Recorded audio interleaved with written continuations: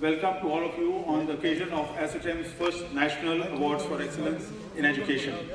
We are fortunate that the first awards will be received by the awardees by a person of Pallam Raju's stature, whose excellence in public life and commitment to the cause of youth is well known.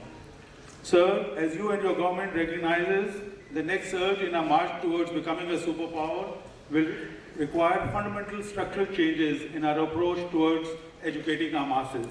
A major shake-up is required to make our youth world-class knowledgeable citizens. Currently, there is too much smugness, too much complacency in our academia, our captains of industry, and our citizens at large, all of who shrug it off as not their responsibility, but the responsibility of the government. As Rahul Gandhi mentioned last week, it requires the collective will of all the people, since we have had systematic failures at all levels for over 60 years, and no government can do it until it has the support of all. We have inherited and preserved too much of rote learning, too much of a slave mindset, where everyone wants jobs, but there are no job creators, and youth that are totally risk averse, with no bent or attitude for innovation and research. We have an academia that sits in ivory towers, that refuses to innovate or care for what industry and services require, that sticks to a curriculum that is rooted in history, even in subjects like science. And a nation that is even now producing millions of so-called unemployable youth because they have no real skills to do a good job.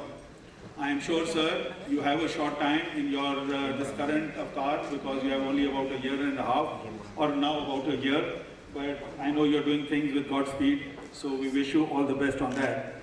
But today, sir, I'm not going to raise any of these major issues because you're already aware of them and are doing your best towards that. But we are here to celebrate and applaud those who have made a difference and made their contribution to bringing about a better world for our youth. They have shown a way forward in their own small ways, things that can be emulated and institutionalized in the education ecosystem. What is common to all of them is their spirit of enterprise, of believing in their vision and being able to challenge the common stereotype thought. Each one of them have struggled and won against all odds and a lot of cynicism. They are the risk takers, and risk finally creates the much needed change. So let us begin by applauding them as also bringing about a really major change in our education system. And with that, I would now request our past president, ASSOCHAM, Shri Anil Agarwal ji, to say a few words.